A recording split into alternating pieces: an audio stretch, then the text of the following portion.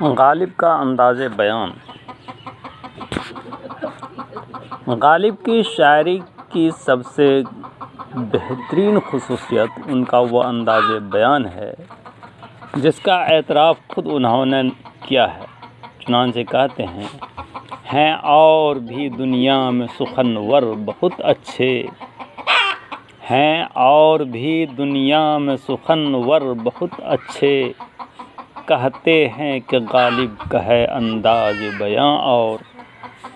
یہ شاعرانہ تعلی نہیں، حقیقت ہے، اور تمام ناقدین اس بات کا اعتراف بھی کرتے ہیں کہ غالب کی عظمت اور بلندی اردو شاعری میں درخشاں ستارے کی مانند ہیں۔ رام بابو سکسینہ نے غالب کو آسمان شاعری کے درخشندہ ستاروں کے نام سے یاد کیا۔ بعض ناقدین کے خیال کے پیش نظر مقالے ملاحظہ ہو۔ ڈاکٹر بجنوری نے کہا ہے، ہندوستان کی الہامی کتابیں دو ہیں، مقدس وید اور دیوان غالب۔ اس کے علاوہ مجنوں گورکھپوری بھی غالب کی عظمت اور اس کے انداز بیان بئیں الفاظ یاد کرتے ہیں، ملاحظہ ہو۔ اردو غزل کی رفتار میں غالب ایک نیا رہنما ہے اور دیوان غالب ایک نیا موڑ۔ غالب کے عہد میں حالات بہت کچھ بدل چکے تھے۔ تاریخی حیثیت سے یہ وہ زمانہ تھا جب کہ ایک شاعر کو آزادی سے کچھ کہنے کا موقع نہ مل سکتے تھے۔ انہوں نے ہوش سنبھالا تو دیکھا کہ ملک میں عام طور پر سادہ شعر پسند کیے جاتے ہیں۔ میر اور سودا کی آواز کانوں میں گونج رہی تھی، مگر انہوں نے طرز بے دل میں شعر کہنا شروع کیا، گویا اپنے عہد کے خلاف اعلان جنگ کیا۔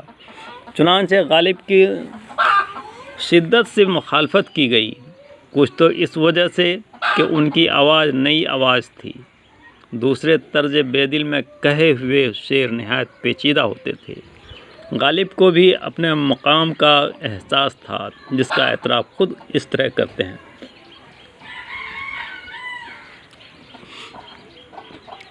طرز بے دل میں ریختہ کہنا، طرز بے دل میں ریختہ کہنا، اسد اللہ خان غالب قیامت ہے۔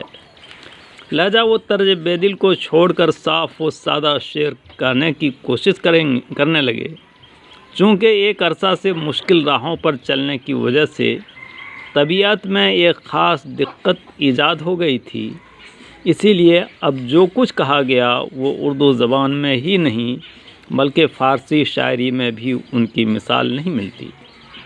حقیقت میں یہ طرز بے دل میں مشق کرنے کا نتیجہ تھا کہ غالب کے انداز بیان میں انوکھا پن پیدا ہو گیا۔ اس لیے غالب کی یہ کوشش بیکار نہیں گئی، اس کی وجہ سے طبیعت کے لیے نئی نئی راہیں کھل گئی۔ وہ اشعار جو ان کے عمر اخیر کی سرمایہ ہیں، باوجود صاف و سادہ ہونے کے طرز بیان کے لحاظ سے بلیغ و پرکار ہیں۔ غالب کے انداز بیان کی انفرادیت کا ایک سبب یہ بھی ہے کہ انہوں نے فارسی زبان کے شعرائے متاخرین قانی، نظیری اور عرفی کے کلام کو بنظر غیر مطالعہ کیا تھا۔ ان شعراء کے انداز بیان کا اثر بھی غالب کے شاعری پر ہے۔ یہی اسباب خاص ہیں جن کی وجہ ان کے انداز بیان کا رخ دیگر شعراء اردو کے عام رجحان سے مختلف رہا۔ وہی باتیں جو دوسروں کے یہاں صرف حسن بیان کے لباس میں جلوہ گر ہوتی تھیں، غالب کے یہاں انوکھے انداز بیان کی وجہ سے مضمون آفرینی اور تخیل کی بلند پروازی کا فلک بوس مرتبہ حاصل کر لیتی ہے۔ مثلاً یہ ایک عام مضمون ہے کہ اگر معشوق امتحان عشق کے لیے تیار ہو تو عاشق کی خوش نصیبی ہے، کیونکہ اس صورت میں اس کی آرزوئے قتل پوری ہو جاتی ہے۔ اگر وہ آمادہ امتحان نہیں ہوتا تو عاشق کی اس سے بڑھ کر کوئی بد نصیبی نہیں۔ مومن نے اس خیال کو یوں بیان کیا ہے،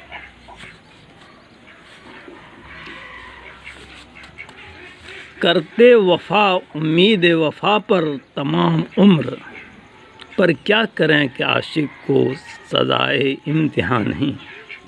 اس شعر میں خیال متذکرہ نہایت خوبی سے بندھا ہے، مگر غالب نے اس انداز بیان کی جدت سے اس میں ایک اور پہلو پیدا کیا۔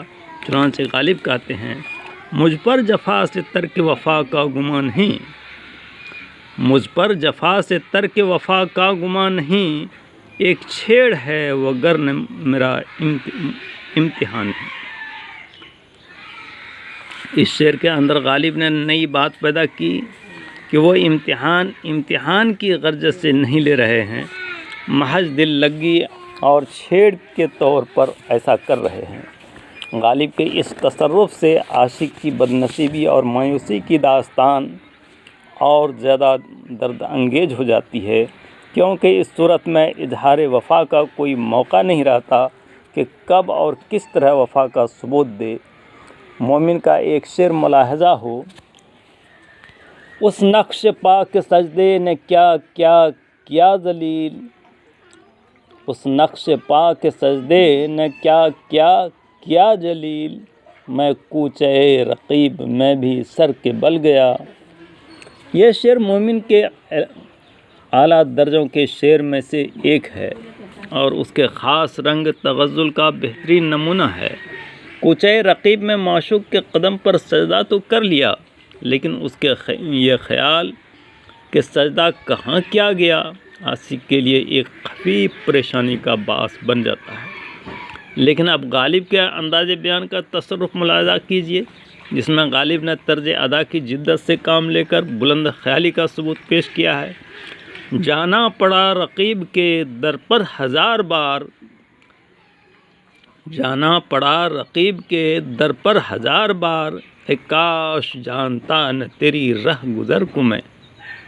دونوں شعر اپنے انداز میں بہت بلند ہیں، کسی ایک کو دوسرے پر ترجیح نہیں دی جا سکتی، مگر غالب کے اس تصرف کی داد کون نہیں دے سکتا کہ خودداری عشق کا احساس اس بے خودی میں بھی موجود ہے، جبکہ وہ بار بار کوچے رقیب سے گزر رہا ہے۔ اس کا رشک کسی طرح اس کو برداشت نہیں کرتا کہ معشوق کا گھر ایسی جگہ ہو جہاں اس کو رقیب کے کوچہ سے گزرنا پڑے۔ اسی جذبات کو غالب نے بار بار اپنی کلام میں پیش کیا ہے۔ غالب کے جدت اور انوکھا انداز بیان میں ہی اس کی عظمت کا راز پنہاں ہے، اور یہی انداز بیان اس کا طرۂ امتیاز ہے۔ غالب فرماتے ہیں، کچھ تو کہے کہ لوگ کہتے ہیں، کچھ تو کہے کہ لوگ کہتے ہیں کہ آج غالب غزل سرا نہ ہوا۔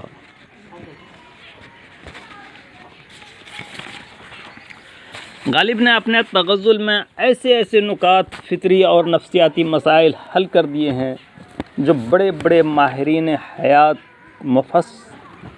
مفصل کارناموں میں نہیں پائے جاتے۔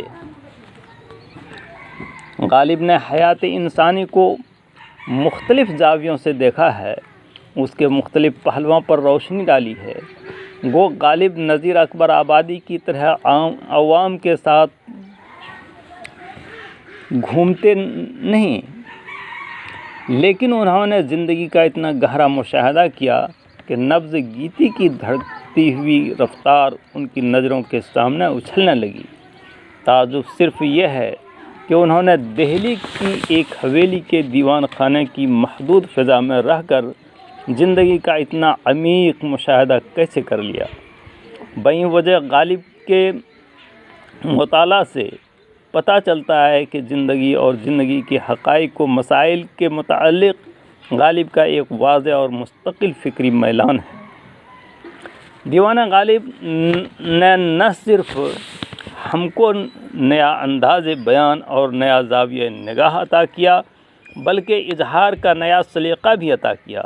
اسلوب بیان میں غالب اپنا انفرادی مقام رکھتا ہے، وہ محض فکر و نظر کا مجتہد نہیں، اس کا انداز بیان بھی اور ہے۔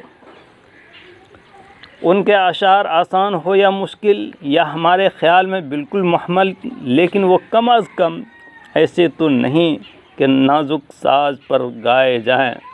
بقول ڈاکٹر بجنوری، دیوان غالب کا ہر مصرع نازک سے نازک ساز پر گایا جا سکتا ہے۔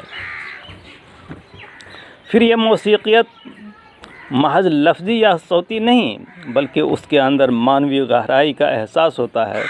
ایسی بلیغ اور بے خلل موسیقیت غالب کے بعد صرف اقبال کو نصیب ہو سکی، اور یہی انداز بیان غالب کا طرۂ امتیاز ہے جو بعد کے آنے والی نسلوں اور اردو شعراء کے لیے مشعل راہ بنی۔